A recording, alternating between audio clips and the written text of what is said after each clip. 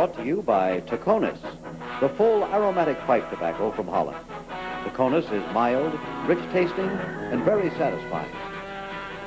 By Lincoln Mercury, where cars are built better to ride better, at the sign of the cat. By Continental Insurance, the company that stands behind you and everything you own. And by Head & Shoulders, America's favorite shampoo.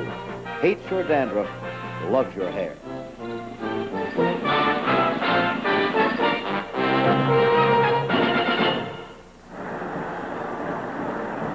Saturday, December the 30th, 1972, from the Gator Bowl in Jacksonville, Florida. Today on ABC's Wide World of Sports, it's the 28th annual Gator Bowl Classic, featuring the University of Colorado Buffaloes versus the Tigers of Auburn. And high above the city of Jacksonville, Florida, is the Goodyear blimp. And in the foreground, winding its way around the city of Jacksonville, the historic St. Johns River. And here in the Gator Bowl itself, fans from Auburn and Colorado have jammed their way in, 72,000 strong, to watch this first meeting in football history between these two schools. And on the field right now, the marching men of Colorado, the marching band of the University of Colorado, and we're getting ready for both teams to make their entry here onto the natural grass of the beautiful Gator Bowl. Hello, everybody. I'm Bill Fleming, along with Lee Groscup, welcoming you to this 28th annual Gator Bowl Classic. And we at ABC Sports are just delighted to be back with the Gator Bowl people, George Olson, Dick Stratton, and Ted Emery.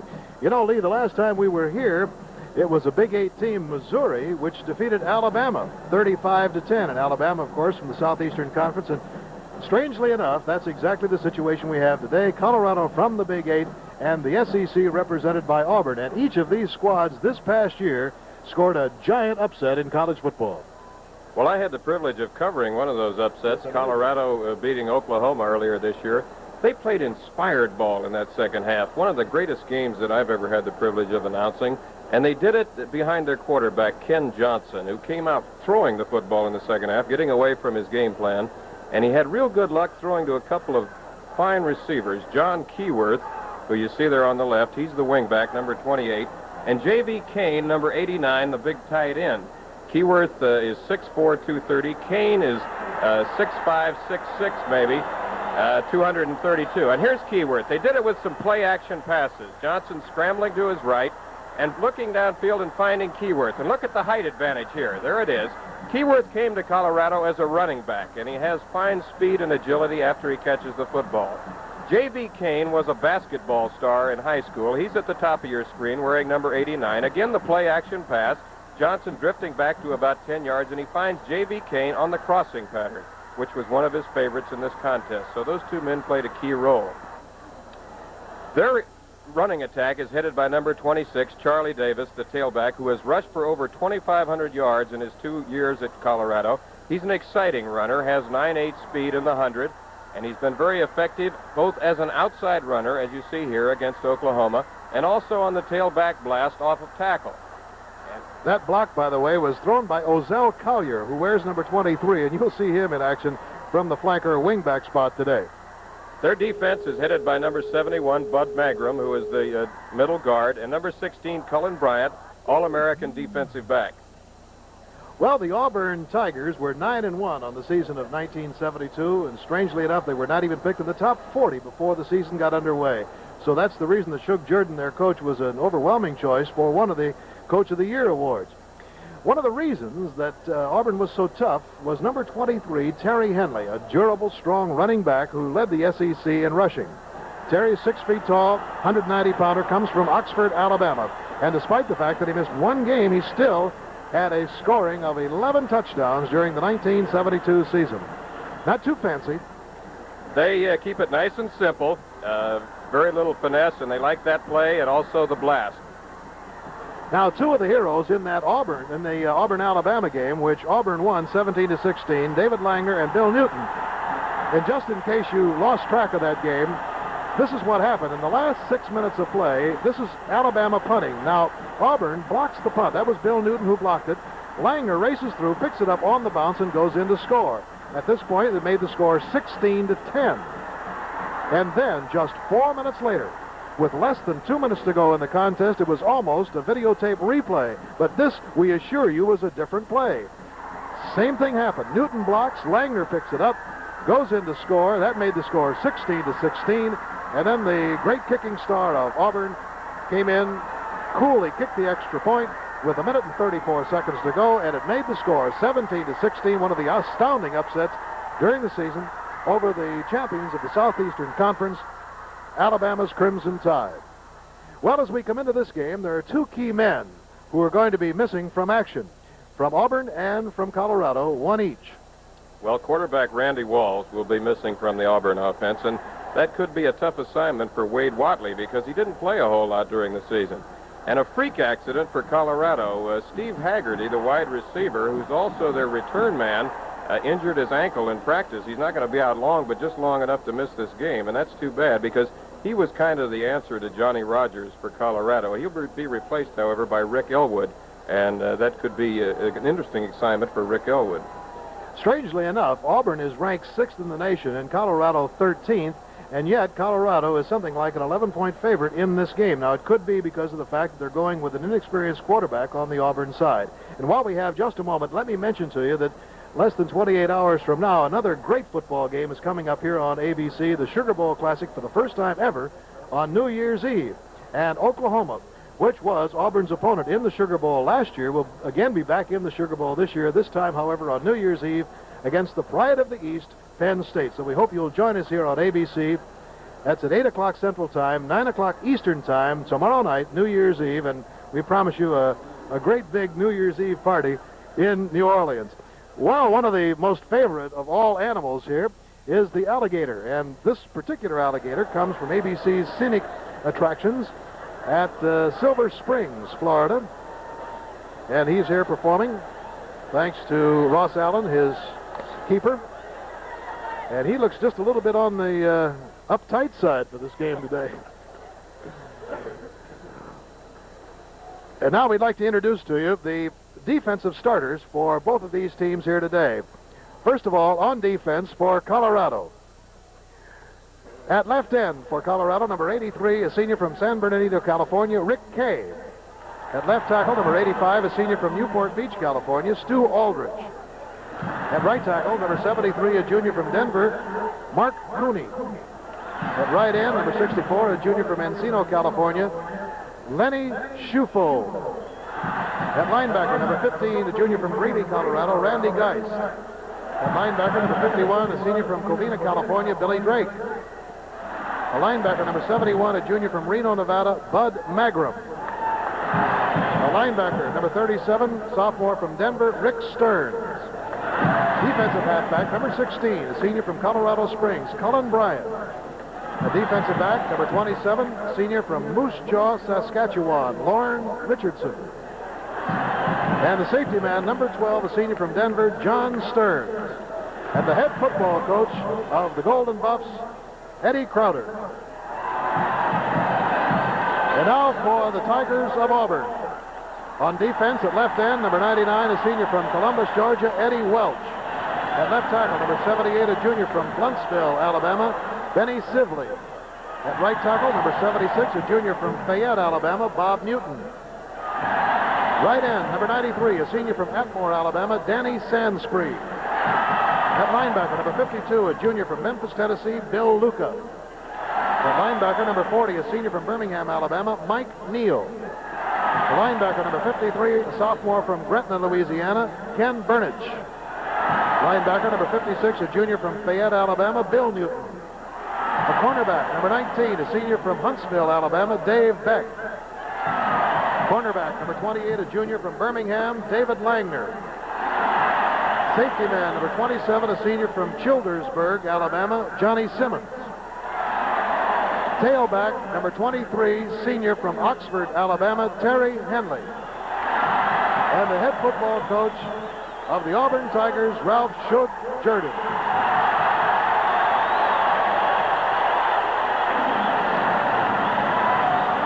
So we're ready to go for the 1972 edition of the Gator Bowl here in Jacksonville, Florida. We'll be back with the opening kickoff between Colorado and Auburn in just a moment. America wakes up with Skin Bracer, no matter what the obstacles. Thanks, I needed that. Skin Bracer is the morning aftershave. Its skin tightener and chin chillers wake you up like a cold slap in the face, even if it's your first shave. Thanks, I needed that. Johns Manville fights pollution. Our floating fence rounds up oil spills. Our filter systems make sewage plants a lot sweeter and put a stop to dirty smokestacks. Fighting pollution. It's an element of today's Johns Manville you may have overlooked. We cut through this 8-inch log with each of these saws. And this is the winner, the Poland 25. How did Poland win? Because it's tough, engineered tough. For a limited time, you can get a free carrying case with the purchase of any new Poland 25. The Poland 25, tough enough to stay a winner. Look in the yellow pages under saws for the participating dealer nearest you, or call this toll-free number. At the center of the Gator Bowl here in Jacksonville, Florida, on a beautiful sunny afternoon, temperature 72 degrees, we have the co-captains of Auburn, Mike Neal, number 40, Mac Lorendo, number 72, and the tri-captains of Colorado, Cullen Bryant, 16, Chuck Mandrell, number 61, and Rick Kay, number 83, meeting with the officials for today's game. The official with them, referee Charles Bowen. The umpire is Rick Caceres. The linesman, Joe Curtis. The field judge, Chester Laney. The back judge, Dick Pace. And it's the Golden Buffaloes who receive the football. At the north end to our left, Auburn's Tigers will kick off. So Colorado, defeater of this year of the Oklahoma team, will take the football first to begin this game, and I think you can get an idea of just exactly the enthusiasm that is being generated by this crowd. 72,000 strong, a crowd of more than 3,000 coming from Boulder for the Colorado Buffaloes, and the Auburn Tigers also have a great contingent here. And here is the starting lineup for the Colorado Golden Buffaloes. J.B. King, Greg Horton, Greg Carr, Bill McDonald, Chuck Mandrell, Jake Zumbach, and Rick Elwood. He, in turn, is starting in place of Haggerty, who, as Lee Grosskopf told you, suffered an ankle sprain. In the backfield, Johnson, Davis, Keyworth, and Matthews. Chris Wilson will do the kicking for the Auburn Tigers. Colorado dressed in the gold pants, the gold helmets, the white jerseys, the black numerals, and the Auburn Tigers in the white pants and helmets, the navy blue jerseys, the burnt orange stripes on the side, and the white numerals. Now going back deep for the Golden Buffaloes is Ozell Collier, and he can fly, the fastest man on the Colorado team. Standing in the end zone there, just in the outline of the Gator. After some rain showers early this morning, the sky is cleared. It's a balmy day. It's just ideal for football, and here we go. The first time that these two teams have ever met in football, and the game is just about ready to go. Auburn ranked 6th in the nation. Colorado 13th. Auburn 9-1. Colorado 8-3.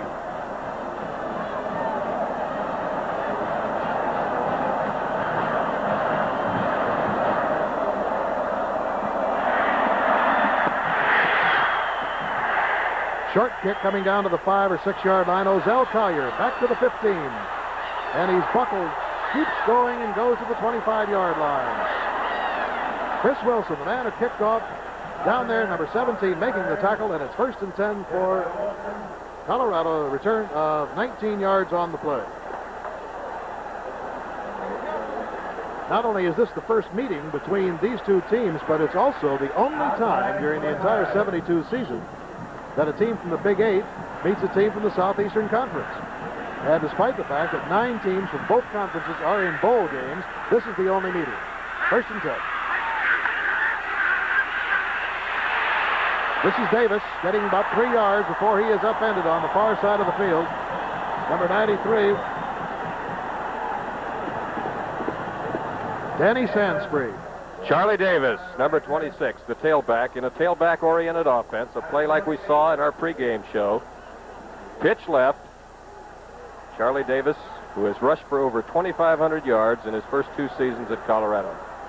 Second down, about 7 yards to go. We've just gotten underway with the 28th annual Gator Bowl in Jacksonville. Johnson on the keep. Here's Davis, trapped. Nice defensive move by Bill Luca, number 52. And Dave Beck, number 19. So a loss on the play of about 5 yards. They say his progress was stopped at the 24-yard line. Give him a loss of 4, making it third down, 11 yards to go. And there's no question about the fact that Auburn's defense is really fired for this game. There's no question that they can play defense. They've done it all year long, surprising a lot of people. They have somewhat of a no-name defense. They just do it collectively. John Keyworth is split out wide to the left at the top of your picture. Just out of frame. On the draw, Charlie Davis. Knocked down by Danny Sansbury, number 93, an All-American end defensively, a senior. 231-pounders, forces the 4th down. And it'll be Colorado turning the ball over now to Auburn with John Stearns checking in the lineup. John averaging 39 yards per kick during the season. There's the stats on Charlie Davis for the year. Well, that's a pretty healthy average on rushing, too, isn't it? 4.6 average. John Stearns will kick it from about his 12 or 13. David Langner, number 28, is back in the single safety spot. Driving kick, fair catch called for by Johnny Simmons, number 27. 32-yard punt, no return. It'll be 1st and 10 on the 44-yard line. So we'll see what the Tigers of Auburn can do as we set the offense for you. On the 44, Auburn's Tigers have Wade Watley at quarterback, Terry Henley, number 23, the left halfback. The fullback is Rusty Fuller, number 33, and Tom Gossam, number 49, is the wingback. Straight ahead power with Henley, and boy, he is hit hard after he gets about 1.5 yards. That was Stu Aldrich, number 85. All the experts said that this was going to be a physical game, a hard defensive game. As a matter of fact, the cue to that might be that both coaches preferred to introduce their defensive lineups. They have so much pride in both. Good point.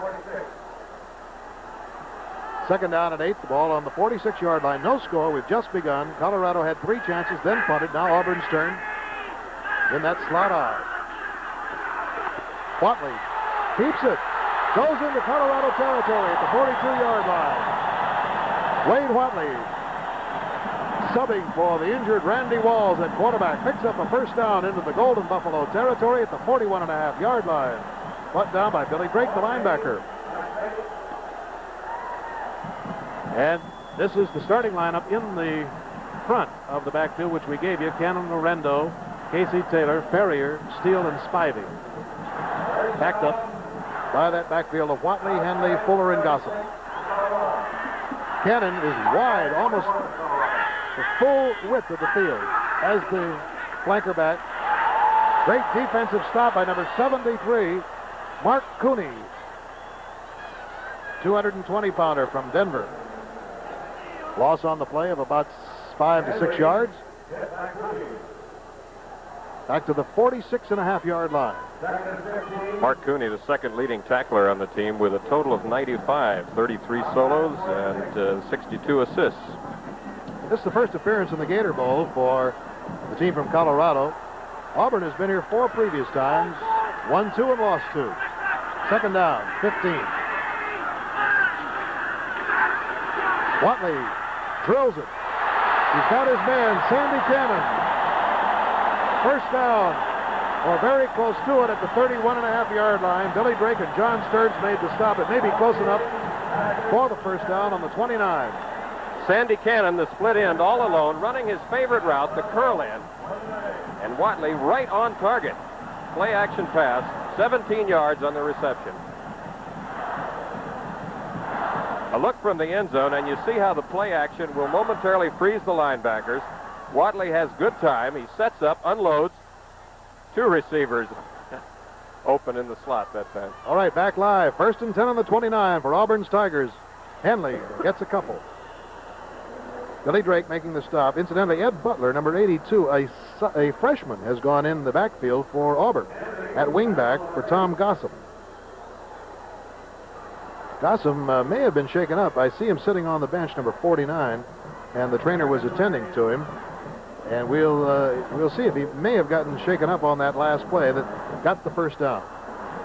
The average of Henley, he's a real workhorse. A couple hundred carries and missed one game. 2nd and 9 at the 29.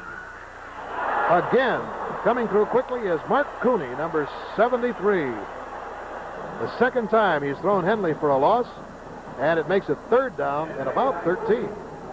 Well, his progress actually was to the 30-yard line. Let's make it 3rd down, about 12. Colorado has a 5-man look defensively, and their leading tackler on the team is number 71, Bud Magram, who made some of the All-American teams this year. So Ed Butler now in place of Gossam at the wing. Cannon out wide to the right. Here's Watley. Slips.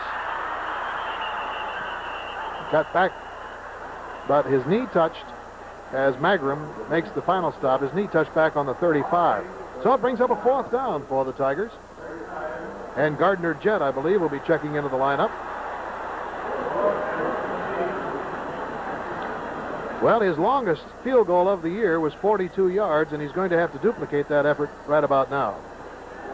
He holds an NCAA record of 11 straight. Actually, this is going to be a 52-yarder if you add the 10 yards into the end zone, so this will be the longest one of his career as Dave Beck will hold. And it's going to be way short. So Colorado will take over the football on the 20-yard line with 9 minutes, 1 second to go in the first quarter. The score is still Colorado and Auburn. No score. We'll be back at the Gator Bowl in Jacksonville in a moment. Bank AmeriCard. Think of it as money. Money for everyday things. Money for special occasions. Money that can save you money. And money that gets you where you want to go. Bank AmeriCard. It's money in a more versatile form.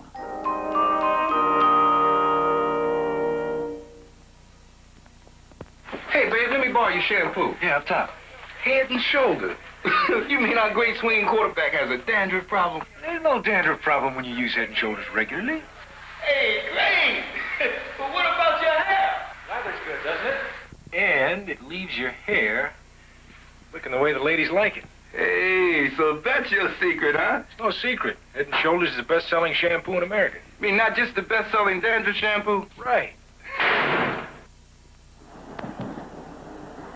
Back at the Gator Bowl in Jacksonville,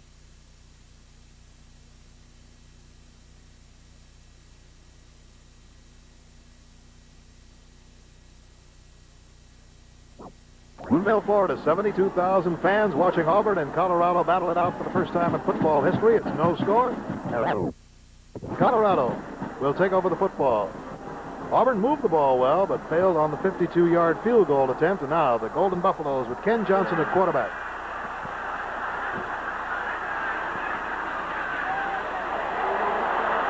Couple of yards by Charlie Davis. Ken Burnich making the stop.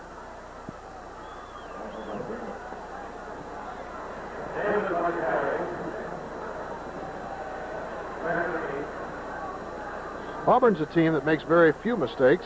Colorado also would like to lay claim to that. Big Ford, of course, is in the defense.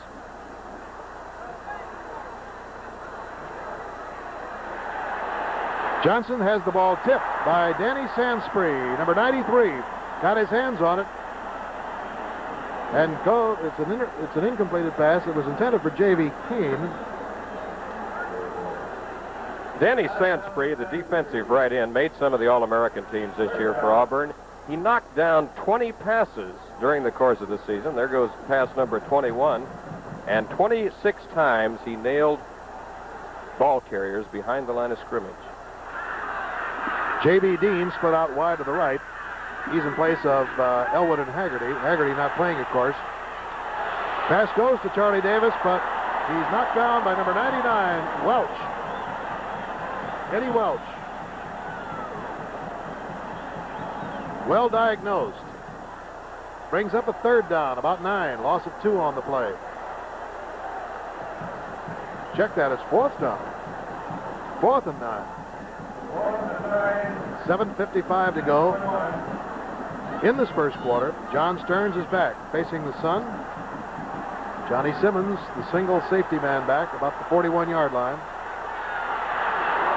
Nice high spiral kick floating down at the 36. It's fumbled and fallen on at the 34-yard line by Johnny Simmons, and that's where Auburn will take over. 44-yard boot. Loss of 3 on the return. So with no score, we'll be back at Gator Bowl in just a moment.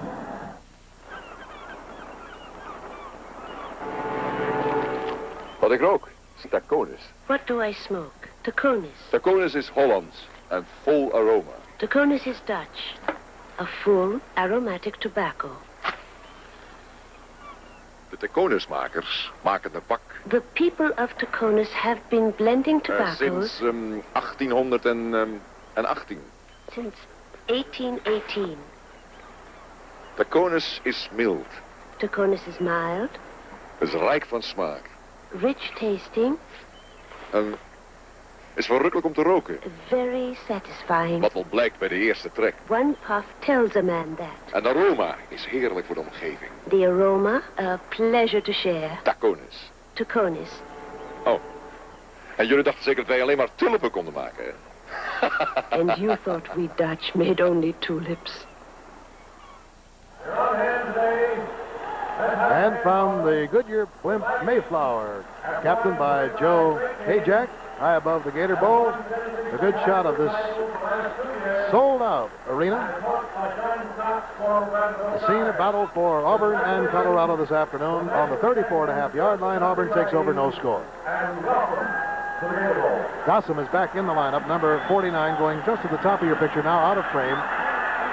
So he's okay. He was holding an ice pack on his mouth earlier. Ooh, crushing tackle, stops Henley. Bud Magram, I believe it was, number 71, who really flew through there. Or was it number 37? Bud was around there. You can usually predict that he will be. He made 111 tackles this past season. A Vietnam veteran who was honored with a Purple Heart over there, did an 18-month tour of duty. Made some of the All-American teams this season. Henley has had 5 carries and -4 yards. So they go a little deeper, giving some running room to him, but still he is stopped. Rick Kay coming in, and number 85 also in on the stop. Rick Kay, number 83, had a great day in that upset earlier this season against Oklahoma. He has exceptional speed for his size, runs the 40 in 4.7, and during this last season he got 42 tackles for the Buffaloes. Makes a third down situation. Neither team has really been able to do much except for that one run of Watley and the one pass that he completed. Auburn hasn't done anything, and Colorado has 0. And there's a fumble. Fumble and recovered by Colorado, the first break of the ball game at the 37-yard line. Mix-up that time between the quarterback and the center. The quarterback, Watley, didn't even have his hands under the center. Stu Ulrich, number 85, defensive left tackle. Well, don't forget tomorrow night, New Year's Eve on ABC. We hope you'll join us for the party. The exciting Sugar Bowl game from New Orleans, featuring the Oklahoma Sooners with Greg Pruitt against the Penn State Nittany Lions, led by their senior quarterback, John Huffnagel. Tomorrow night, 9 o'clock Eastern Time. 1st and 10, Colorado at the 37. No score. Johnson throws. He's got a man down there. It is incomplete. John Keyworth was there, and you saw him with the ball in his arms. Johnny Simmons was 2 steps behind him, and he couldn't hold it. John Keyworth, number 28, who we spotlighted in our pregame show, the wingback, came to Colorado as a running back. He has exceptionally fine speed. He's running a slant corner pattern this time off of play action. He has his man Simmons beat, but as the expression goes, hit him in a bad place, right in the hands. Here from the end zone, you get a better look at the play action, the drop back by Johnson, who sets up well, has good time to throw. Everything is apparently perfect, except for one thing. Ozell Collier has gone into wingback now. And on the draw, Charlie Davis has his heels quick together by Bob Newton, number 76. Charlie hasn't been able to do very much so far. The Auburn defense is well drilled on how to stop number 26. If they do key on Charlie Davis, however, watch the fullback Bo Matthews. Third down, about 11. No score in the game. 5 minutes, 55 seconds to go in the first quarter. Colorado took the opening kickoff, had to punt. Auburn moved it pretty well, but then was stopped, tried a 52-yard field goal. That was no good. Colorado came back, then had to kick, then Auburn fumbled. Now Colorado has it. J.V. Kane at the sideline at the 34-yard line, knocked out of bounds by Dave Beck, and there's a little bit of a scramble there in front of the Auburn bench. J.V. gets out of it quickly. Let's check tight end J.V. Kane, number 89, who's running it.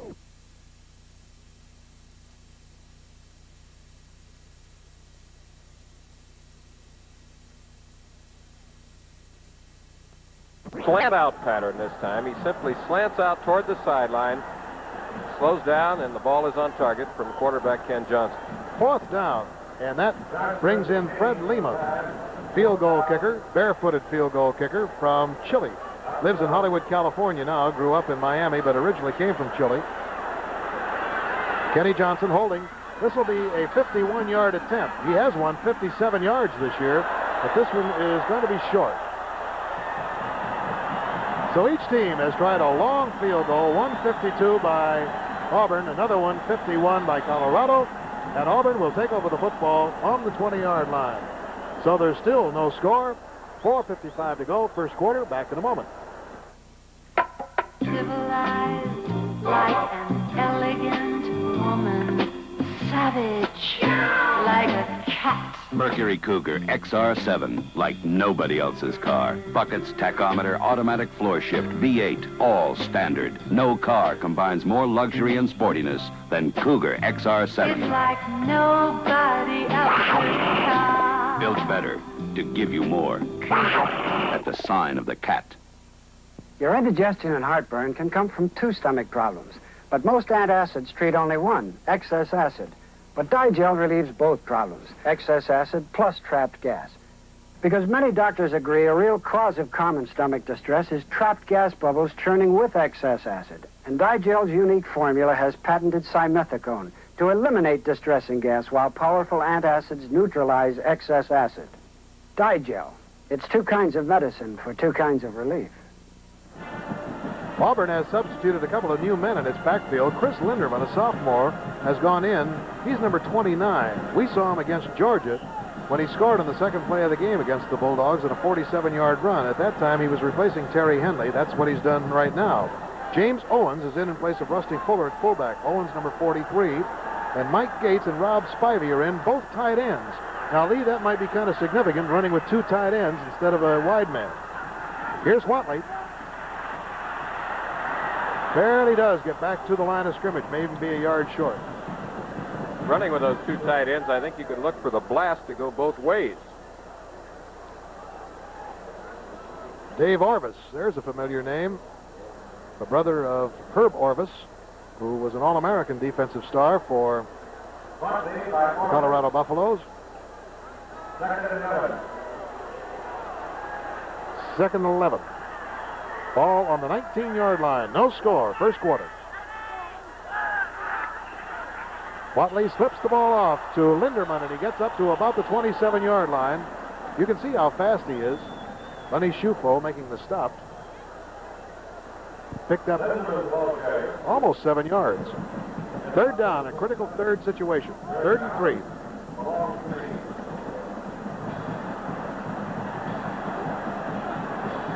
Some indication that we haven't seen a whole lot of offense so far in this contest. Well, let's be positive. Let's say we've seen a lot of defense so far. There you go. And a lot of hard hitting. 3rd and 3. Quick pitch to Linderman. Too bad. If he'd gone outside, he might have gotten that first down. As it turns out, Cooney turns him in, and he stumbles to the ground at about the 27. Well, they place it on the 26, so loss of a yard on the play. It's 4th down. 4th down and 4. Bud Magram, number 71, checking back into the lineup, and David Beverly is in for The Tigers of Auburn, all Southeastern Conference punter, led the league as a sophomore 2 years ago. Deep man now, number 16, going back, is Cullen Bryant, playing in place of Steve Haggerty, who is normally in that spot.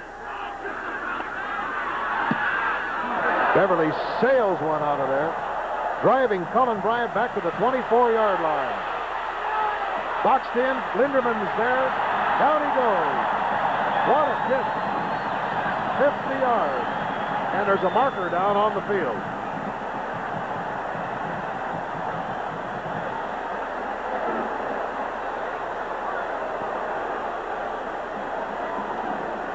A marker down on the field at the 23-yard line. 2 minutes, 47 seconds to go in this first quarter. A defensive struggle so far between Colorado and Auburn. Great kick by Beverly, and I think we saw some of the strength of Cullen Bryant. I want to talk more about that. Here's the mark off from the 22 back to the 11, half the distance to the goal line, which is a major penalty of holding against Colorado.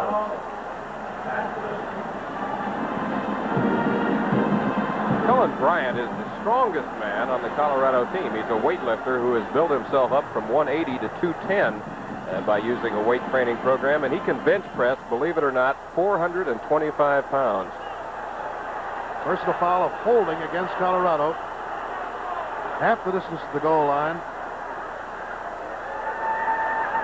No score. 2:47 to go in the first quarter. Number 28 going back in the backfield there, John Keyworth. There you see Bo Matthews, 41. Number 38 is Rick Elwood, who goes out to the top of the picture. Colorado has yet to make a first down on 3 possessions. Here's Kenny Johnson. Nice fake, throws. It is intercepted. Johnny Simmons, number 27. I thought for a moment he might have trapped the ball. There, and it's Auburn's ball on the 24-yard line. Watch how close it is. He got it, and it was a beauty. We are isolated here on John Keyworth, the wingback, number 28, who is down and curling in. The ball is thrown to his inside, and look at that great interception by Johnny Simmons. From the end zone, we get a better look. Sprint out pass by Johnson, throwing on the move to Keyworth. What a play. All right, 1st and 10 for Auburn on the 24-yard line, the deepest penetration of either team so far in a scoreless deadlock. Chris Linderman thrown for a 2-yard loss. Number 37 coming in there once again is Rick Stearns.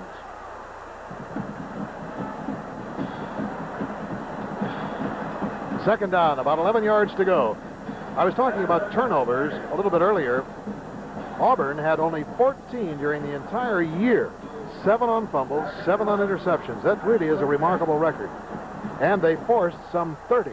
22 by interceptions, 8 by fumbles, and then, of course, they did block 2 punts against Alabama. So 32 turnovers that they forced. Here's Linderman getting position outside, goes to the 20, inside the 20 to the about the 19 or 18-yard line.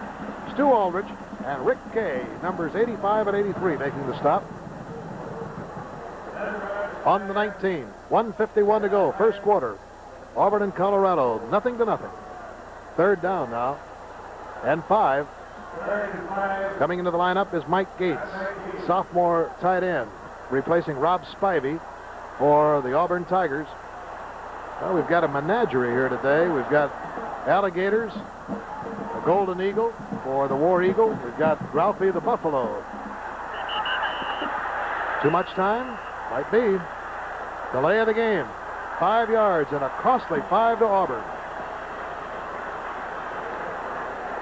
That's what it is. Back to the 24. So those 5 hard-earned yards are chalked off against them. Now, here comes Spivey back in. So Gates wasn't even in for a play. As Shug Jordan, the veteran coach, 22 seasons at Auburn, puts some information into the ball game. 69 seconds to go. The first quarter. There is no score. Watley with plenty of protection. Goes to the 16 to the 15 and goes to the 13-yard line. Short of a first down, I believe. No, they say maybe have made it. Randy Geist made the stop on him. Is it close enough? From the end zone, let's check the quarterback, Wade Watley, number 15, who's a big, strong guy, 6'2", 215, filling in today for Randy Walls. Scrambles up the middle, busts one tackle, sheds another, and has the first down. And it was Randy Geist who made the stop, but it was just enough for the first down on the 12.5-yard line for Auburn. Gossett comes out wide to the left. Pitch goes to Linderman. Again, Randy Geist, Bud Magram there, number 71, forcing him out. Man was hurt on the play, lying down. Might just be a muscle spasm. It's Jake Casey, number 65, a senior left guard. Sometimes that happens. Those muscles just tighten up and in the calf. And we may see him back here in action. It just takes a moment for the trainer to work out that little tightness. We hope that's all it is. Rob Spivey checking back in the lineup for Mike Gates. Trace Rogers has replaced Casey at guard. So across that front line, we have Cannon, Lorendo, Rogers, Taylor, Ferrier, Steele, and Gates. And now they have two tight ends in there, Spivey and Gates.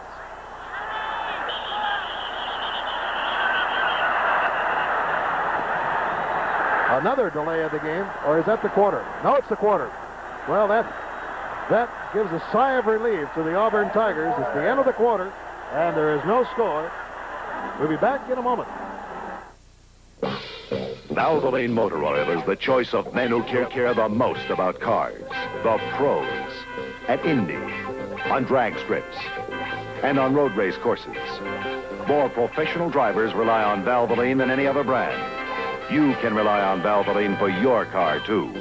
It's the motor oil for the man who really cares about his car. Valvoline, a product of Ashland Oil, a growing worldwide company.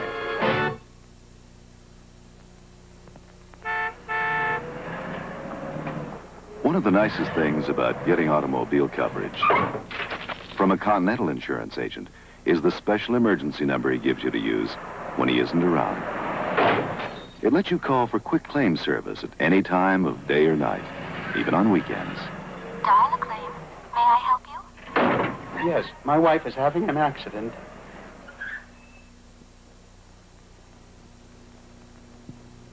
Leaving your lights on for over 3 hours in freezing cold, that's murder.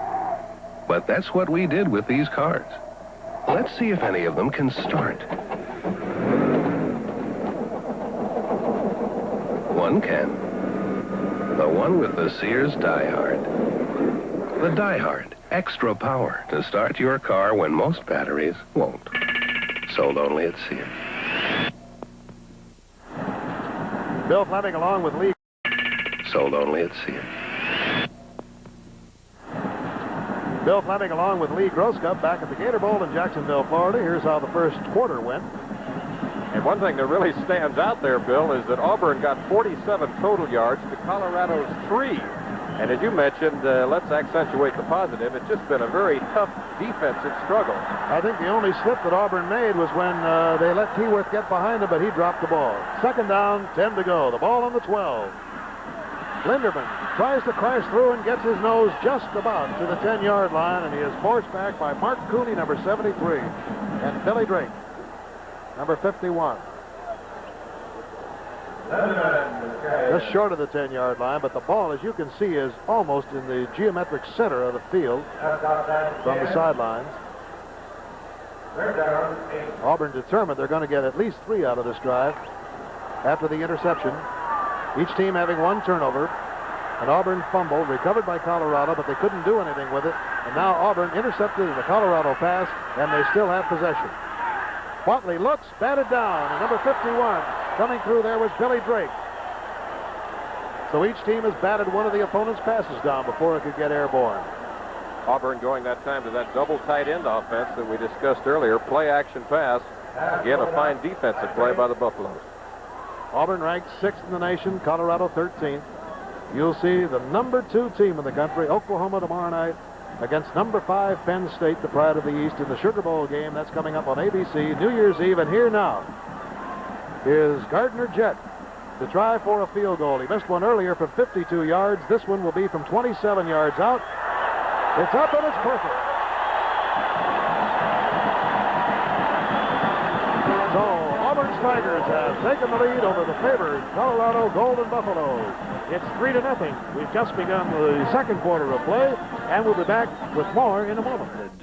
They're always looking for someone to take your place, but I don't think they made that fella yet, and I like to compete and I like to win, and I think that's the reason I'm still playing the game. And around our team, they refer to me as the old man, but I know I can compete with the kids on the field, and I think I can compete with them off the field, and that's where Brute comes in. It stays with you, it hangs in there. I use it, I like it. Brute by Fabergé. After shave, after shower, after anything. Is tomorrow the morning you break an old habit? When you stop to think, what good are 2 edges if you can only shave with one at a time? Schick puts both edges on your side. The Schick Super 2.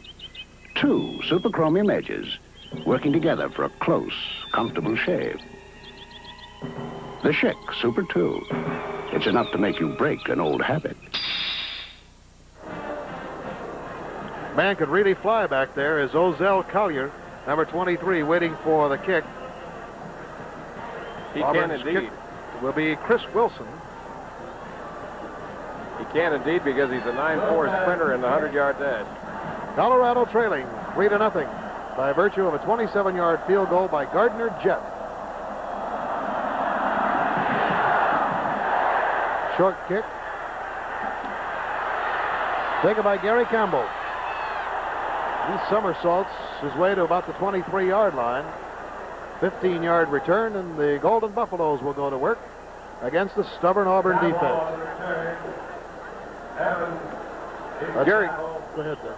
Gary Campbell, who returned that kickoff, was one of the heroes of the Oklahoma upset. He came in and replaced Charlie Davis momentarily in that game and got off a long touchdown run. 2 men in the eye are Matthews ahead of Davis. Keyworth is out to the left.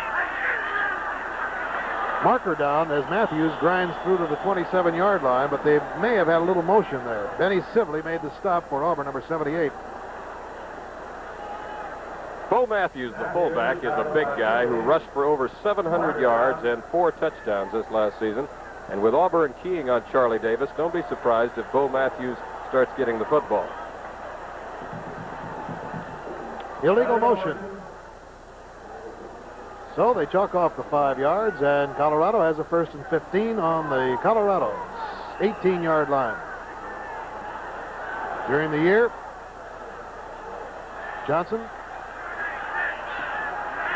only was intercepted 8 times, which is a statistic that perhaps is even more revealing how steady he was. Bob Newton making the stop on Charlie Davis. Newton, number 76, twin brother of Bill Newton, who plays at linebacker for Auburn. Ken Johnson also got over 300 yards in the rushing department, and he's a good runner. It's 2nd down. 14 yards to go, and Colorado still trying to get on track on the offensive side, trailing 3-0. Sansby forces the fumble and is covered by Auburn.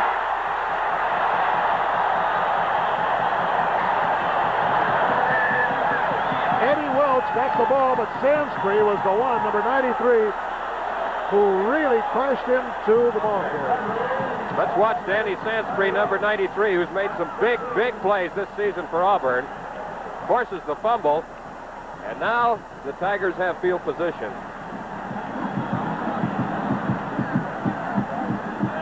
And Eddie Crowder, the coach of Colorado, stumping it on the sidelines, very upset with that one, because Auburn now has the ball on the Colorado 16-yard line.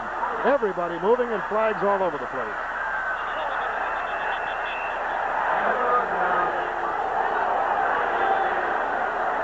So we'll have to wait and see exactly what happened. There's so many people moving.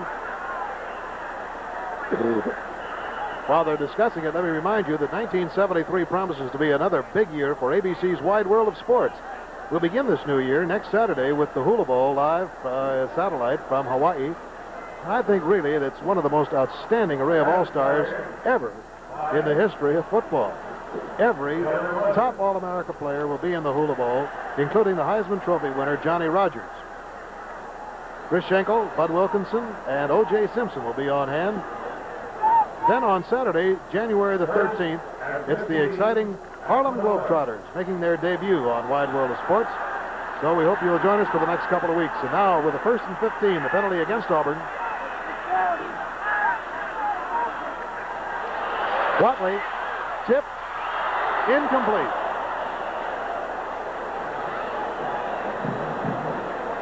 Second down, 15 to go.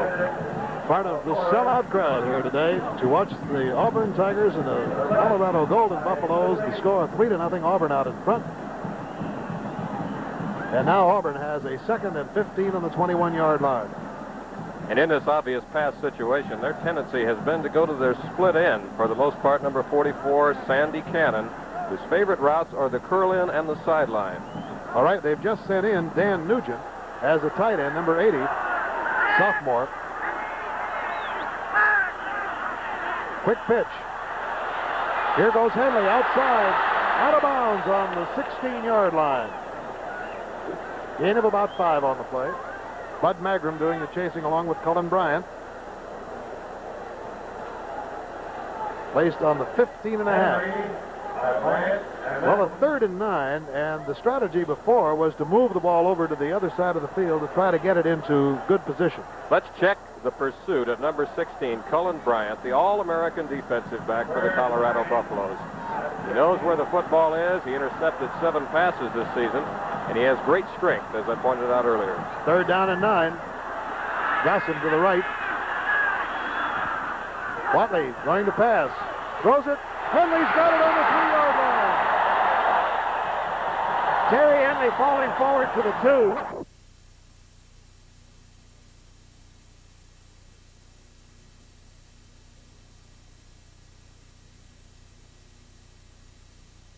To be 1st and goal to go for Auburn. A look from the end zone and a good play-action pass. Here's the fake by Watley. Comes back. Terry Henley has circled out of the backfield now and sits down in the open area just in front of Cullen Bryant.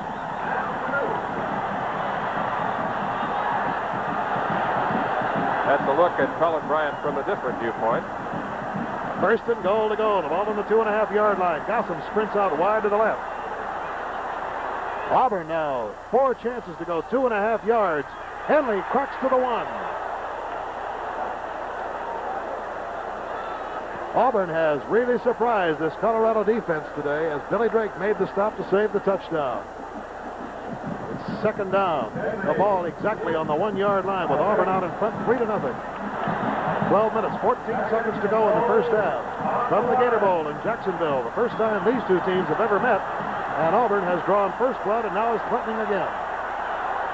Watley, the sophomore quarterback, on the sneak, hits a touchdown. His first college touchdown.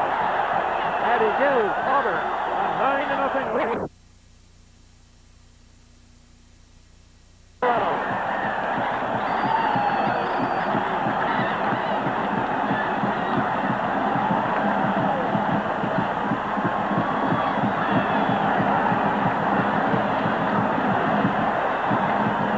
Watley is a 6'3", 200-pound sophomore from Tuskegee, Alabama. And now Gardner Jett to try the extra point. Dave Beck holding. It's perfect.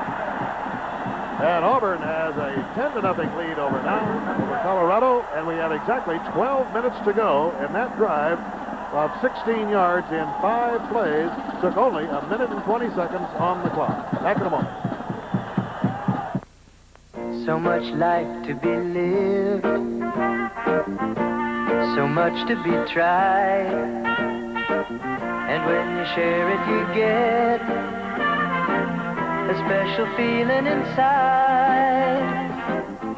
It's a full-time thing, the kind of life that you lead, a little break from it all, the break that you need. You deserve a break today. So get up and get away to McDonald's. Deserve a break today. So get up and get away to McDonald's. From the end zone of the Gator Bowl, you can see Collier on the goal line, and then you can see the other Colorado men deployed upfield as Colorado will get ready to receive the football after being stunned by Auburn. It's 10-0. Collier has to stay deep now. He is upset at the 16-yard line. Lee Carpenter, number 41, got a knee on him.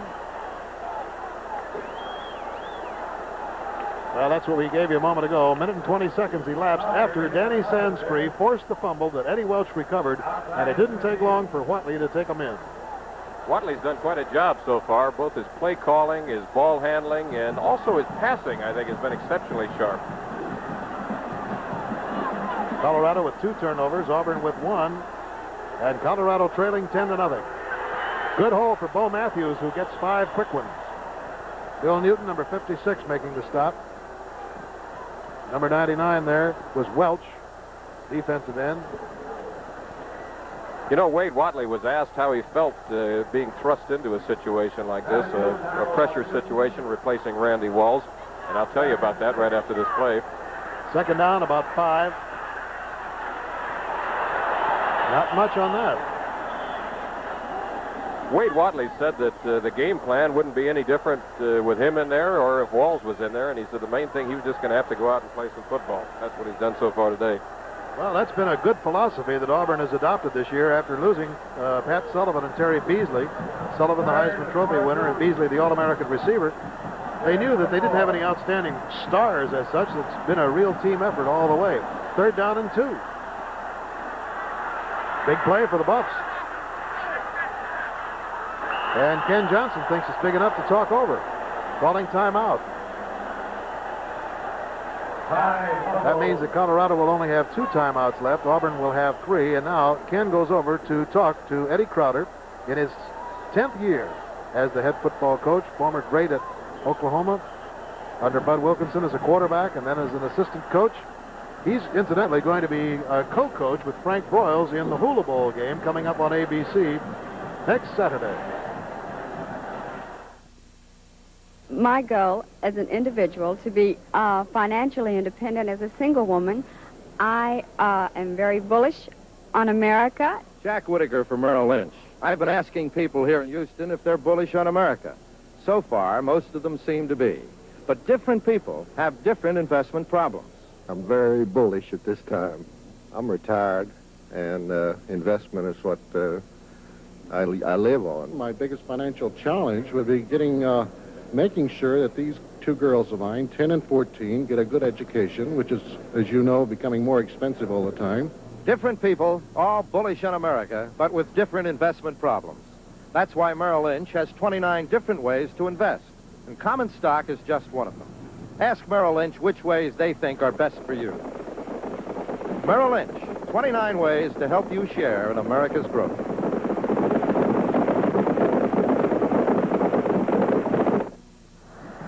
Lee, it's a little bit unusual to see an experienced quarterback like Johnson get up to the line and then call timeout with 3rd and 2. It would seem a kind of an obvious situation, but maybe it isn't because of the defense. Well, Auburn does a lot of jumping around defensively. They give you mostly a 4-man look. Sometimes they only have 2 down linemen, and perhaps he was confused by something he saw defensively. All right, 10:52 to go in the first half, and Colorado trails 10-0. Johnson kept the ball, and I believe he's short of the first down. Eddie Welch, number 99, and number 76, Bob Newton, made the stop. And Johnson on the keeper. If he makes it, it's going to be by a ripple of the pigskin. Colorado still hasn't made a first down. We're into the second quarter. That's remarkable.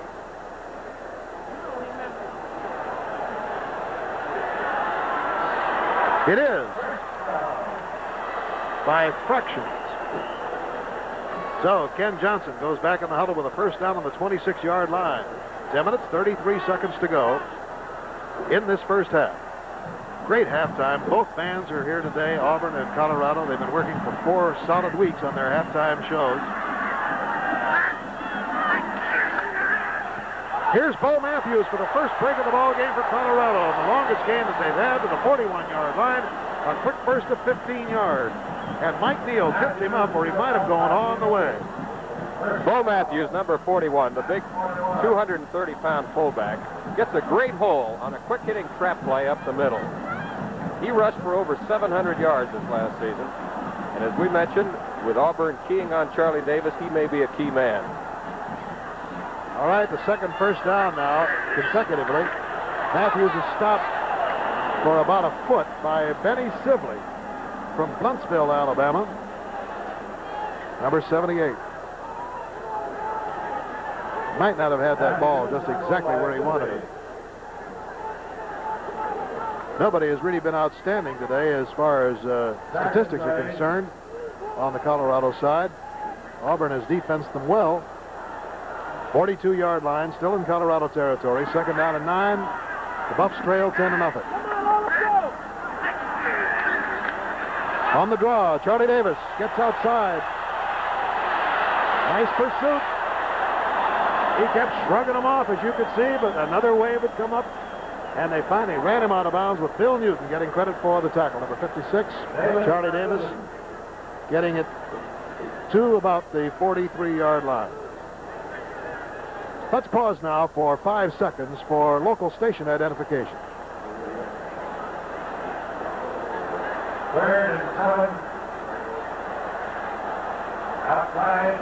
Third down, 7 yards to go. Ozell Collier has gone in as the wide receiver. He's number 23, replacing John Keyworth. And they go to him. Johnson looks, throws too high, and is almost intercepted. Mike Neal got his hands on it, but couldn't hold it. And that brings up a 4th down situation for Colorado. 8 minutes, 29 seconds to go in the first half. And the Buffaloes have continually been frustrated in this first half of play.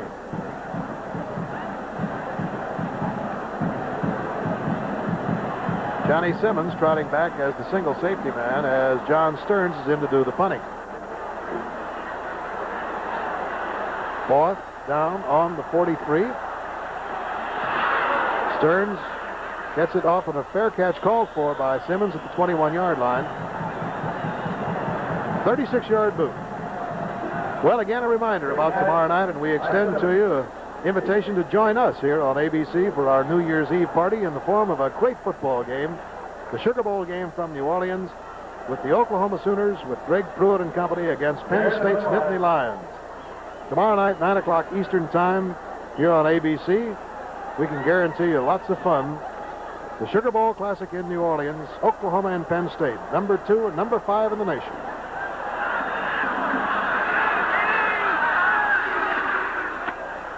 Chris Linderman is now in the backfield for Terry Henley, and he gets a couple of yards. Bud Magram making the stop. 8 minutes, 15 seconds to go in the first half. Once again, let's check number 71. Big Bud Magram, the All-American who led his team in tackles this year, sheds a blocker and gets his shoulder pad right up in the sternum. He'll remember him. Ball on the 23.5-yard line as Auburn leads 10-0 here over Colorado. Watley giving to Linderman. Gets a couple of more. Wade Watley, the quarterback of Auburn, in for the injured Randy Walls, has scored a touchdown and has led his team to a 10-0 lead. That's a reminder here that basketball isn't very far away, as the Harlem Globetrotters will make their debut on ABC's Wide World of Sports on January the 13th. Hope you'll join us 2 weeks from today. Of course, next week we certainly want you to be with us for the Hula Bowl game via satellite from Honolulu. Here's Linderman, first down, and he gets to almost the 40-yard line. Warren Richardson making the stop. And Chris Linderman showing the kind of speed that he did against Georgia when he substituted for the injured Terry Henley and started that game and was named the offensive player of the game, gets it up to the 39-yard line. And again, the advantage of a double tight end offense, being able to run the blast play either to the right or the left with that extra blocker. And did you see the block that Mac Lorendo, number 77, he's the second from the top of your screen on the line, the down lineman. Here's Linderman going to the other side, as you suggest, Lee, getting to the 45. Blast left, blast right.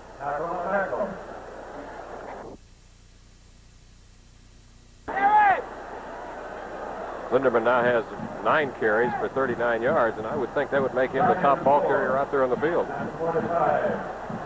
It's second down, about 5. Auburn out in front, 10-0. We're in the second quarter with 6:15 to go. Quick pitch out to Linderman. Still managed to get a couple, even though he was trapped. Brought down by Randy Geist, number 15.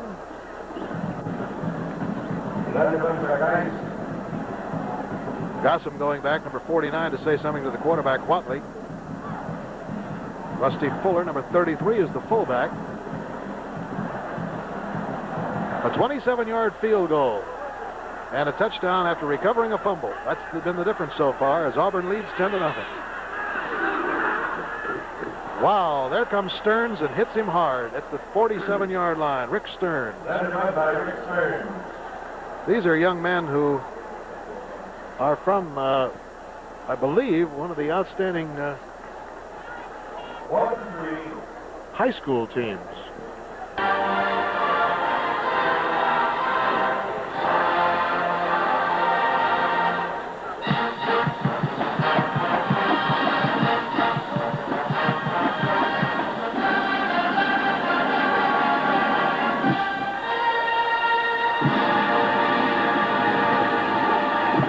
For some excitement, here is Scorpio.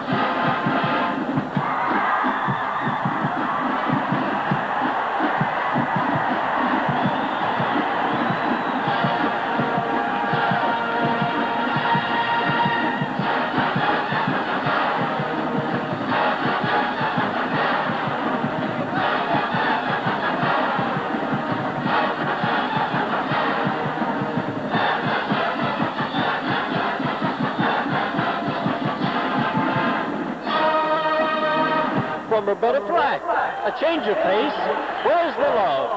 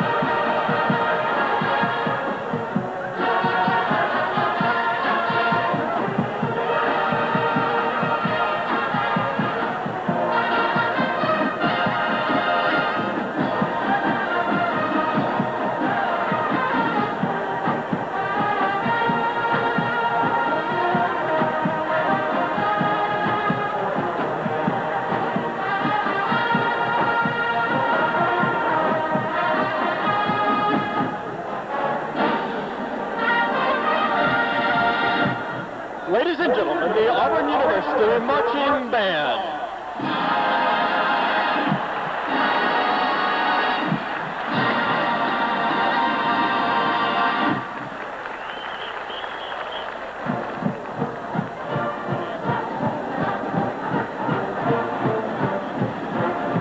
And now, the symbol of the Auburn spirit to Auburn fans everywhere. Where he goes!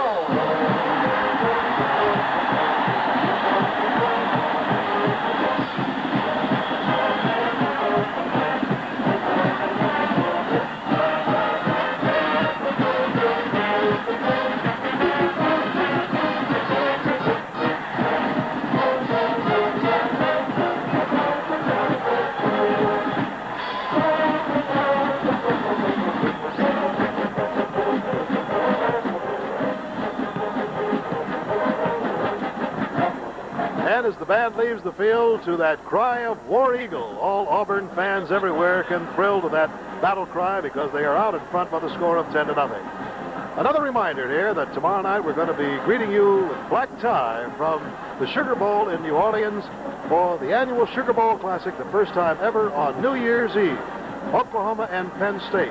And we certainly hope you'll join us here on ABC at 9 o'clock Eastern Time, 8 o'clock Central Time for that great football game between the Sooners and the Nittany Lions. Chris Schenkel, Bud Wilkinson, and I will be on hand along with all of our ABC crew, and we invite you to our New Year's Eve party then. Just to give you an idea of some of the players you'll be seeing in action, let's take a look, first of all, at the Nittany Lions of Penn State. Their senior quarterbacker is a man by the name of John Hufnagel. And here we see him in action. Where's number 16? Throwing to Scott Skarzinski, wide receiver. A big, strong end who can really catch the football. Now the tight end is Dan Natale. Dan wears number 84, and this is Skarzinski on the second catch. Natale was the leading receiver on the Penn State team this year as the tight end. And here he is for the TD. Now for the Sooners of Oklahoma, Dave Robertson pitching it back, and of course you know who this is. Yes, sir, number 30, Greg Pruitt. Nobody in college football ever has, or perhaps ever will, carry a football quite as out in the open as Greg Pruitt. Here he just backs into the end zone. Seldom have we seen a player with more bursting speed. It'll be a long time before we see a runner as exciting as Greg Pruitt. And here he is again, and you'll see him tomorrow night as Oklahoma takes on Penn State at 9 o'clock Eastern Time in the Sugar Bowl Classic in New Orleans. The city of Jacksonville float is coming by here, an old stern wheeler, steamboat that reminds us how important the steamboat was really to the city of Jacksonville here on the St. Johns River years ago. And the Queen, Miss Marcia Riggs, is on the bow of the boat. And there are the ladies of her court on the sides. Maybe we'll get a good look at Marcia, the lovely Queen, as the big boat goes down into the south end zone.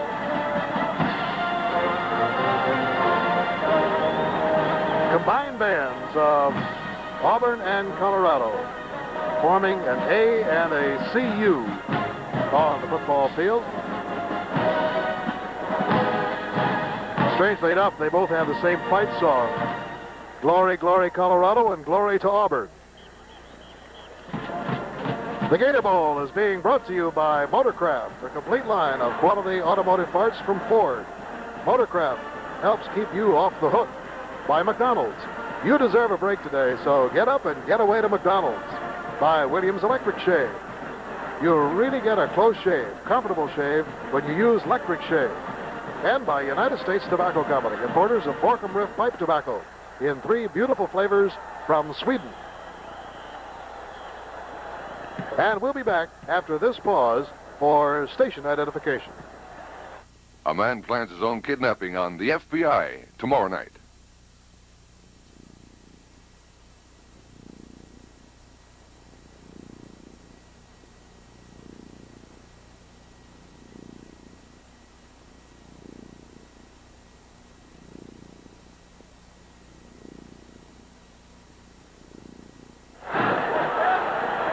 Keep this one on.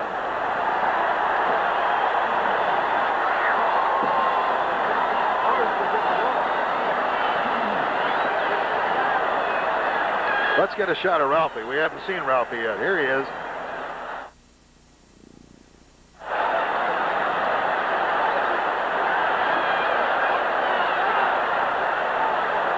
Well, here's Ralphie out on the field.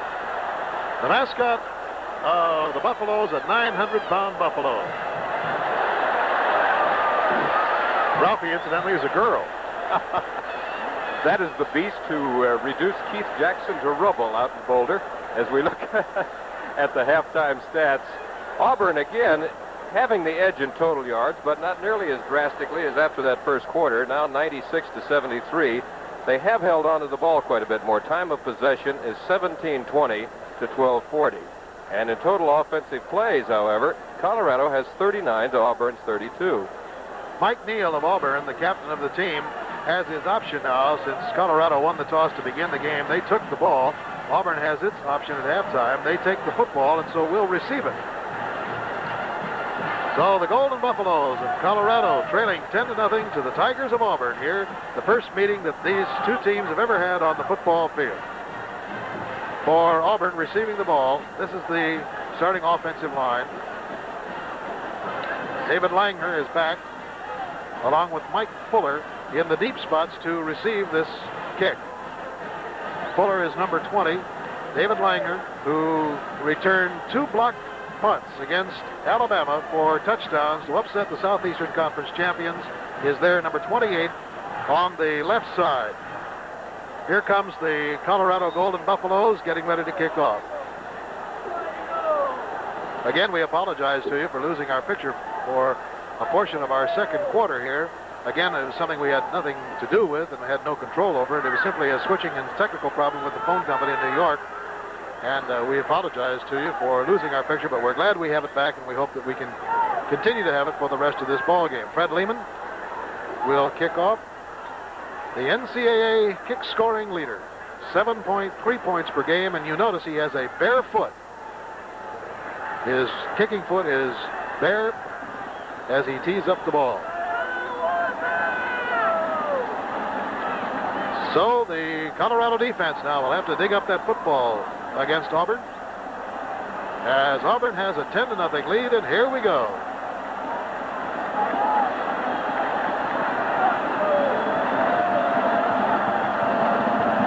The timekeeper has delayed the game momentarily because the scoreboard has not clicked off to 15 minutes showing, and it's simply a technical timing problem. But it's a nice mild night here in Jacksonville.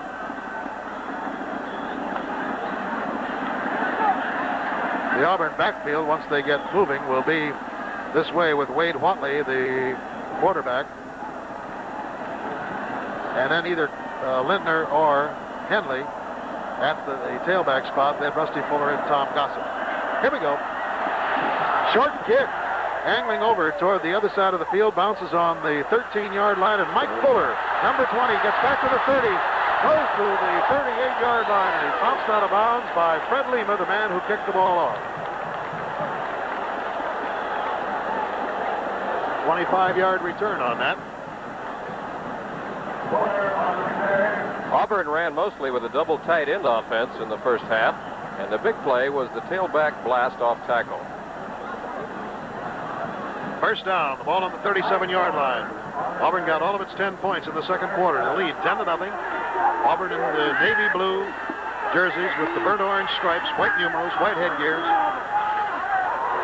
No gain as Bud Magram, number 71, the big middle guard linebacker, comes through to knock him down. And Terry Henley was the one who got no gain.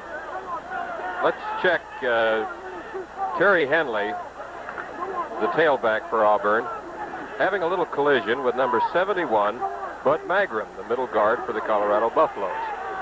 He did this 111 times during the regular season. Second and 10. Henley tries to go outside, gets a couple. In fact, gets up to about the 42-yard line, where he's spilled by number 73, Mark Cooney, who's been very much in evidence here today, along with Lauren Richardson, number 27. Auburn has been a team all year long that has capitalized on the other team's mistakes, and they certainly have done it today, taking both turnovers of Colorado and converting them into scores. One a field goal, the other a touchdown and an extra point. Third down and 5.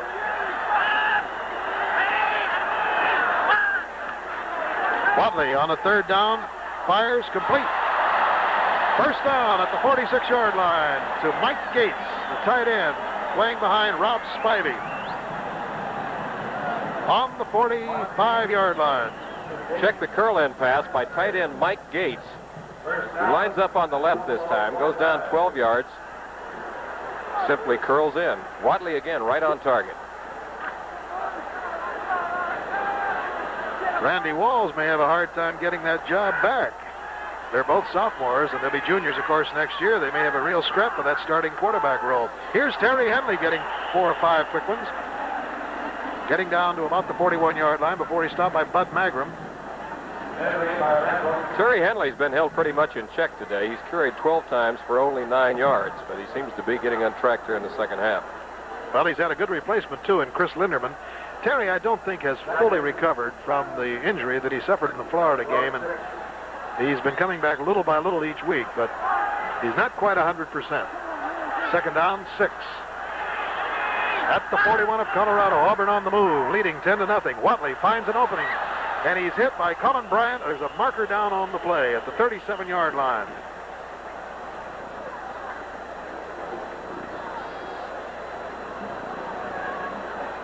Watley by Bryant.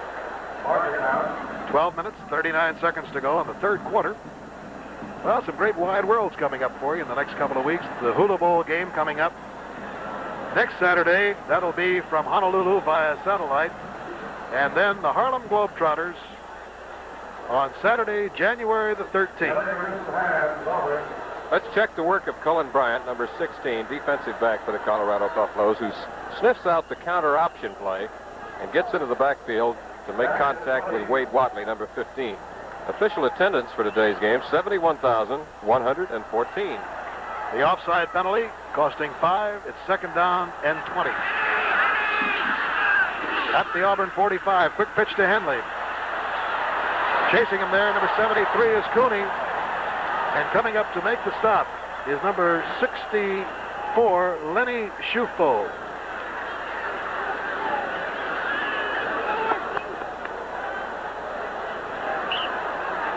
Third down, about 25 to go. Be pretty hard to make it 5 out of 10 here, won't it? But third down at 25, statistically anyway, it's kind of a tough proposition. 11 minutes, 49 seconds to go in this third quarter, and Auburn has a 10-0 lead over Colorado.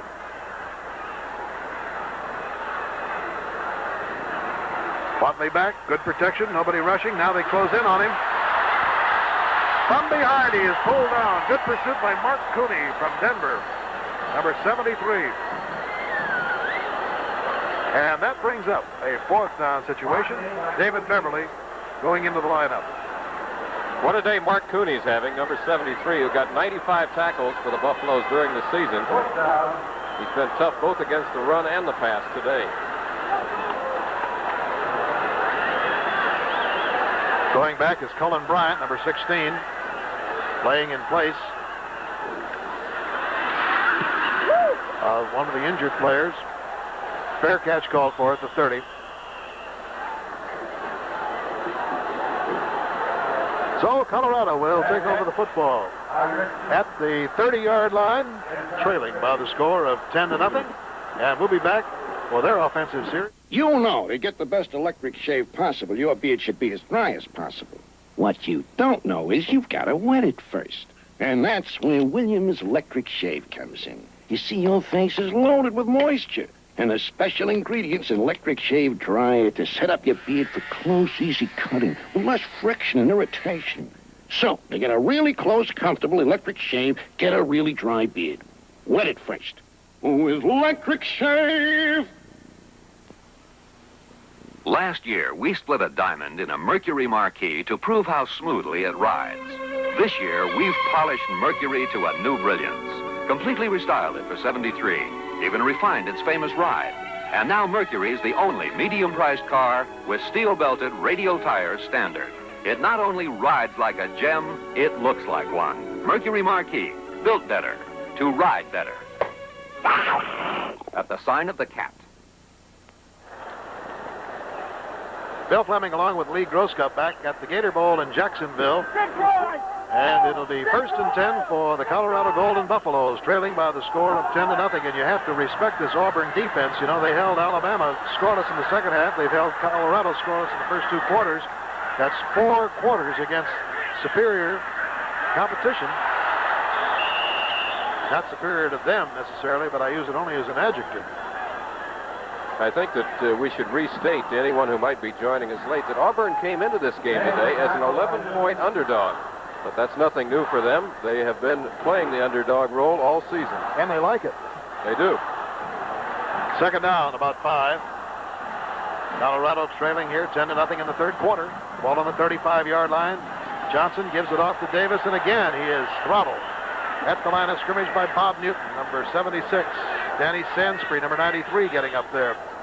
You know, I think you made a good point earlier that when Auburn lost Sullivan and Beasley, their guys realized that collectively they were going to have to hang together and that they were going to have to do it as a team, and that's what they've done this season. Can you believe that Davis has only gained 3 yards all day on 11 carries? Good fake by Johnson. Comes outside to the 37. Quick reaction by Bill Newton and Bill Luke. Saved any further gain. Makes it third down. Check that fourth down. That was a third down situation. And in this fourth down situation, remember that Bad Dude Stearns, number 12, the punter, has run from punt formation. Well, Colorado needs that spark right now. They need something to happen. They're trailing 10-0 in the third quarter, and the time keeps moving away from them.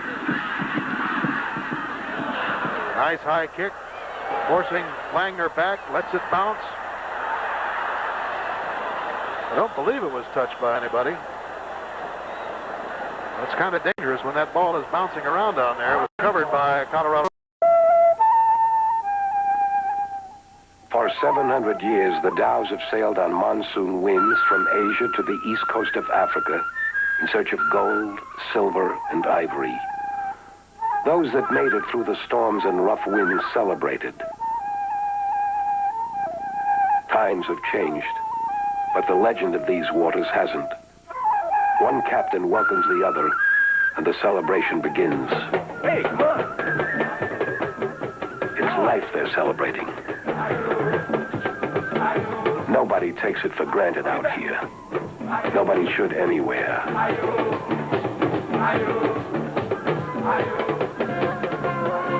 Because it's one time around for every man, and you gotta live it with all the gusto you can. When you're out of Schlitz, you're out of beer.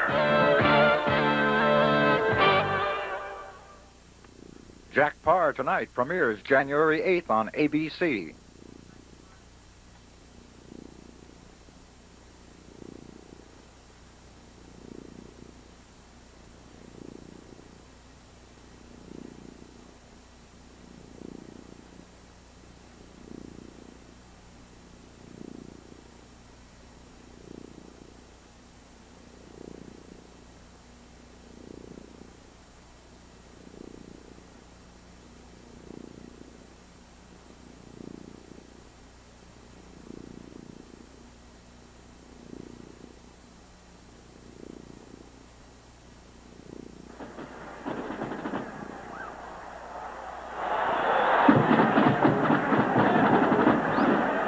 Well, ABC Sports is very happy to be back at the Gator Bowl, and here is our president of the Gator Bowl this year, Dick Stratton, on the right. Auburn has 12 first downs, Colorado 6, and that was another one put up by Auburn just as we went away for our commercial message there. They measured, and Auburn did have the first down. Colorado has not been shut out this year, but I'll tell you, they're going to have to do some playing against this Auburn defense here. Auburn now with the ball, just beginning the fourth quarter of action from the Gator Bowl in Jacksonville. Auburn 17, Colorado nothing. It was 10-0 at the half. Rusty Fuller gets to midfield. Brought down by Cooney and Magrum. As we look at the third quarter stats, I think we can see once again how Auburn has dominated the football game in time of possession. This is what they have done so well all this year, is the ball control game. Total offensive plays, it's about even. Second down and 8. Ball at midfield. Rhett Davis, number 84, split to the left. Watley keeps it. Gets 2. Randy Geis.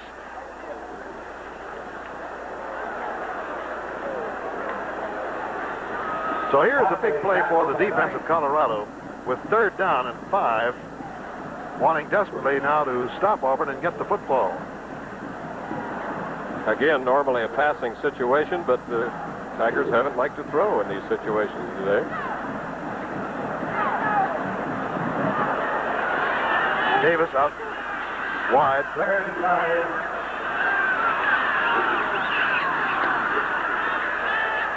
Watley dropped. Coming through there very quickly. Can't quite see his number. Bob Chess. And from the Goodyear blimp, high above the Gator Bowl in Jacksonville, a sellout crowd of more than 71,000 fans. And there is the blimp itself. It came up from Miami the other day from the North-South game, and it gave all the people along the beaches a great thrill to see it kind of lumbering its way up. Fourth down situation, Beverly punting it down to Cullen Bryant at the 11. Gets the ball in the end zone. He just does get out at the 3-yard line. Oh, Mac Lorendo, number 77, was chasing him. And he gave the fans a real thrill. 12:58 to go in the ball game. Colorado will take over the ball on the 4, and they're trailing by 17 big points. Hello, New York, sell. Hello, Chicago, sell. Hello, L.A. Everyone in New York and Chicago is selling. Buy! Oh, I ate too fast. Give me 2 Alka-Seltzer. Alka-Seltzer starts to work as you drink it to settle your upset stomach. For your upset stomach and headache, take Alka-Seltzer. Some business, huh? Men, watch Joe Namath get creamed. Let's not see my cream your face, so the racer won't. Let's not see my cream your face, so the racer don't. The closer you shave, the more you need creamy, soothing, medicated Noxema. Let's not see my cream your face, so the racer. Ball on the 3.5-yard line as Colorado huddles in its end zone. Good look at Kenny Johnson, the quarterback. Got a long way to go. 96.5 yards to the Auburn goal line. Good fake. Incomplete. Keyworth had it, couldn't hold it. Gutsy call by Ken Johnson, the quarterback, who went play-action pass from his own end zone. He's 8 of 15 in the passing department for 87 yards. And he was trying to find his wingback, John Keyworth, who had gone down about 15 yards and run a curl-in pattern. Ozell Collier has replaced Keyworth coming into the lineup here right now.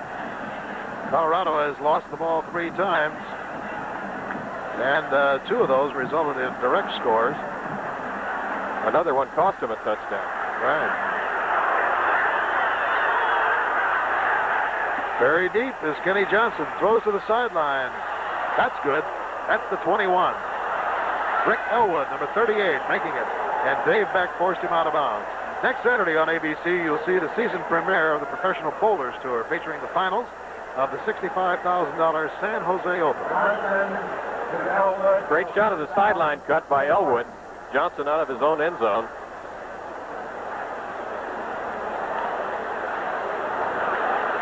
There's the reminder about next Saturday at 2:30 Central, 4 o'clock Pacific time.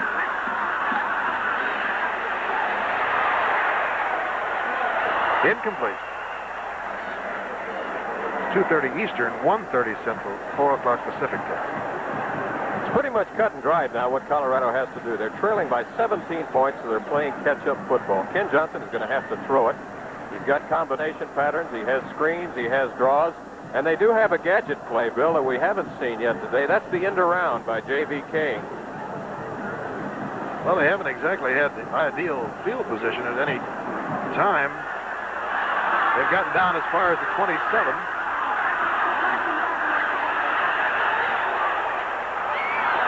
Oh! He was right out in the open, and Bill Luca took a shot at Charlie Davis and nailed it. Charlie Davis will remember this shot by linebacker Bill Luca. He's running a swing pattern. Johnson looks upfield, goes to his secondary target, which is Davis, and he gets a little kiss right here. Hello. Wow. Bye. Third down and 13. Colorado trailing 17-0 with 12 minutes to go in the ball game. Johnson hits this one right on the sidelines. First down. Rick Elwood got it. Langer bounced him out of bounds. Boy, there was a pressure pass at 17 yards by Ken Johnson, the quarterback, to Rick Elwood, the replacement of Haggerty,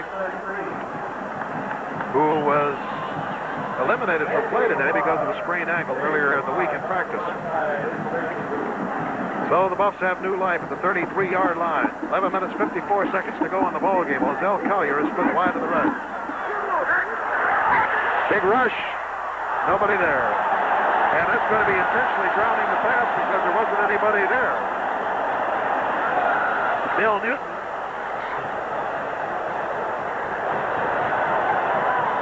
Loss of down. Auburn thinks maybe Ken Johnson threw that ball away intentionally. I don't think he'd do anything like that. Well, there's the penalty. Certainly official thought so. Loss of down. Back to the 29-yard line. Well, they did call it. Yep. Second down and 15.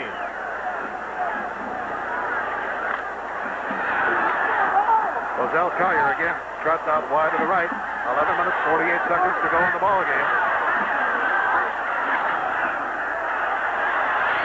Johnson looks. It's completed. Ozell Collier gets across midfield. Brought down by Dave Beck. 22 yards. I was about to say that they're giving Ozell Collier a lot of room for zone coverage. Ken Johnson apparently saw it too, because after scrambling around, he finds his fastest man on the roster, Ozell Collier. Fancy stepping after he catches that football. First down for Colorado. 11 minutes, 20 seconds to go. A screen pass, and Davis falls down.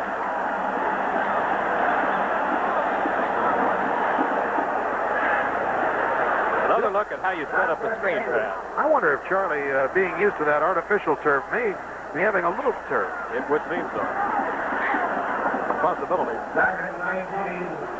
I'll tell you, this grass is really beautiful. Very well manicured.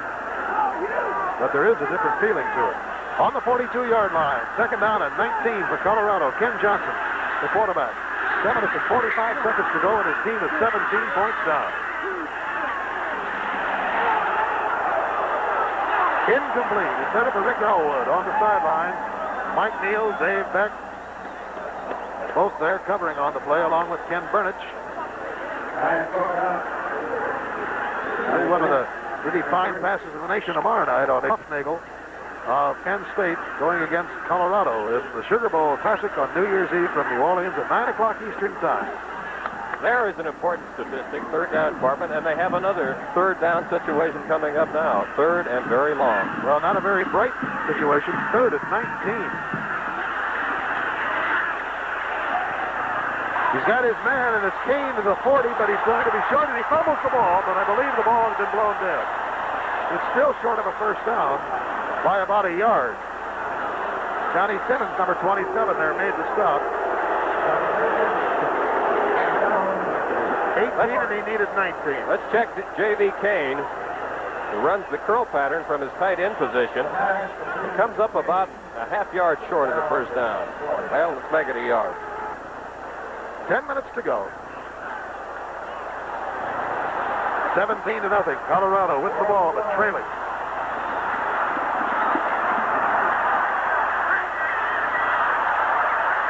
Offside, Auburn. Kenny Sidley just a little over anxious. Number 78, the defensive tackle.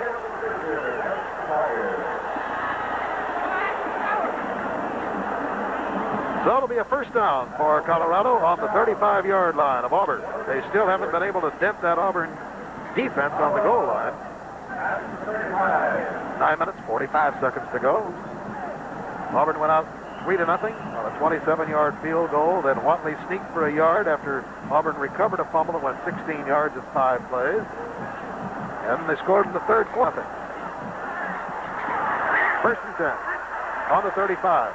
Johnson looks for Keyworth. He's got him deep. 4 men down there. He's got the ball at the 7-yard line. What a catch by John Keyworth. There's one of the greatest catches you'll ever see. John Keyworth, the upset against Oklahoma, comes up with a sensational one-handed catch. I don't know how he got it. He had 4 men around him. Let's watch him all alone. Number 28, Keyworth, running what appears to be a straight fly pattern. He just goes down and looks for the open area, comes back with the ball. Oh, what a beauty. A one-handed stab of the ball from the end zone. Ken Johnson scrambling out to his right. We may see it again. All right, here we go. First and goal to go for Colorado. Frustrated so far in scoring, but now with a golden opportunity. Pass Corbin all the way back to the 17-yard line by David Langner. His progress was to the 11th. Another look at that great catch by John Keyworth to his right. Keyworth has gone down. And look at the jump. 6'4", 230 pounds, a converted tailback. He dropped an easier one early in the first quarter. To go. A 4-yard loss on that play to Kane. Quick pitch goes back to Keyworth. Charlie Davis. And he's ripped to the ground by Mike Neal. From Birmingham, Alabama, a senior who's a co-captain of the team. And it's Charlie Davis who was dropped all the way back on the 18. Charlie Davis, who could become the all-time Big 8 career rushing record holder next season, gets shot down on this one. He's got a lot of company. That's not his tackle. Davis only has 5 yards for his efforts today, and he's carried the ball 13 times. Hosell Collier out wide to the left. Got Matthews and Davis back behind Johnson in the yard. Johnson throws. It is incomplete. Skids to the ground in the end zone. Intended for J.V. Kane. Now is a desperate situation for the Golden Buffaloes of Colorado. 4th down. The ball is placed on the 16.5-yard line, and Fred Lehman is in the lineup. Colorado hoping to salvage 3 for so close, but first and goal to go in the 7th. They've been forced back 10 yards in 3 plays. From the 23, a 33-yard attempt is up, and it's good. And Colorado is finally on the scoreboard. After 15 seconds of play, they have finally scored. 1 to go in the ball game, and Auburn has a 14-point lead. Back in a moment. When 35,000 Girl Scouts in Cincinnati asked him to help their camp, Metropolitan Life salesman Pete Pittenger went out of his way to do just that. Pete set up a group of 117 men who repaired bunks, cut new trails, and put the camp in shape. You'll like doing business with Metropolitan people like Pete Pittenger. At Metropolitan, we sell life insurance, but our business... This is the Motorcraft 2-stage oil filter from Ford. This is the leading replacement filter. It filters with treated paper, while Motorcraft has 2 stages, rayon and cotton. In laboratory tests, Motorcraft ran twice as lot more dirt. The Motorcraft 2-stage oil filter can give your car more engine protection from dirt than the paper filter. Motorcraft from Ford. Helps keep you off the hook.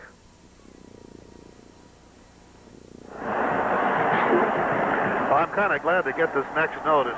It proves that the human being is needed after all with all of our great automation. Apparently our trouble in the second quarter in getting our picture was not a human error, but it was called by an automatic Swissing company between Atlanta and Washington to just the equipment. Glad to know that. David Langner returning the kickoff to the 31 or 32-yard line, and Auburn will take over the football at that point. 7 minutes, 25 seconds to go. 17-3 is the score.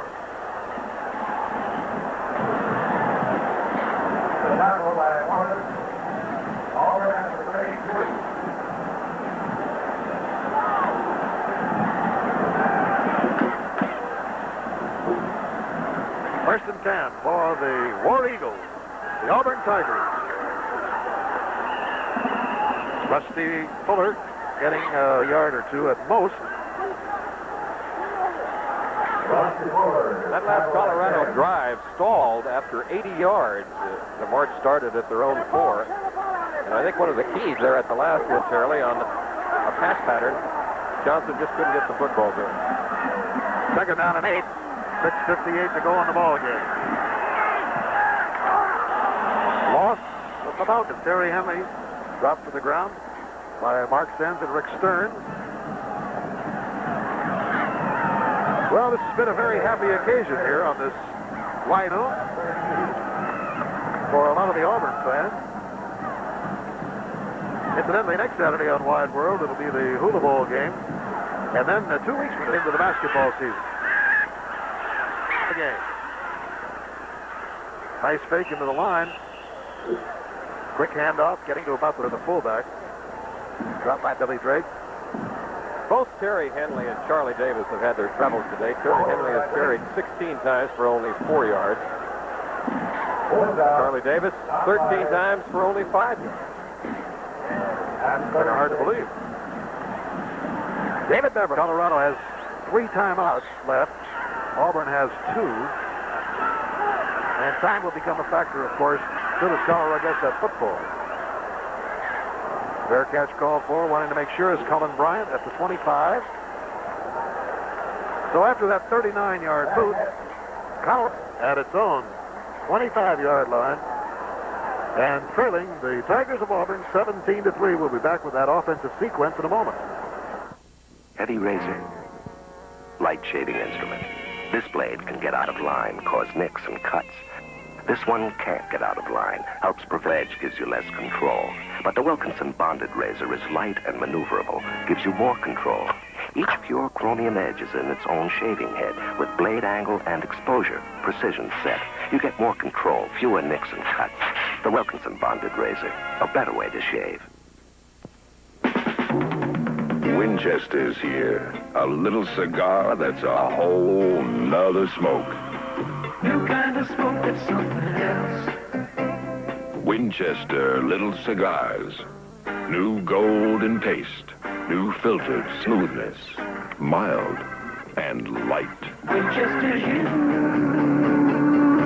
Winchester's something else.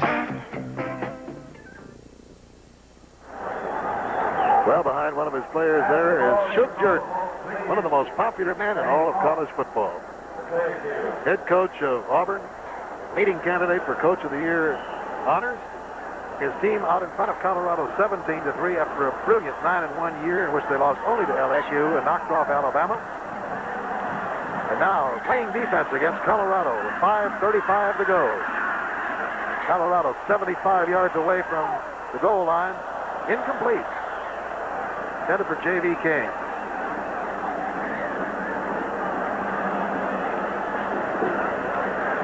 Just looking at that Auburn defense, you know, a lot of these fellows are back next year. David Langer, the outstanding defensive side back, is only a junior. Bob Newton is back. Bill Newton, his twin brother, is back. Bill Luca, strong side linebacker, is back, along with Kent Burnich. They lose the 2 defensive ends, though, Sam Spree and Welch. They'll be hard to replace.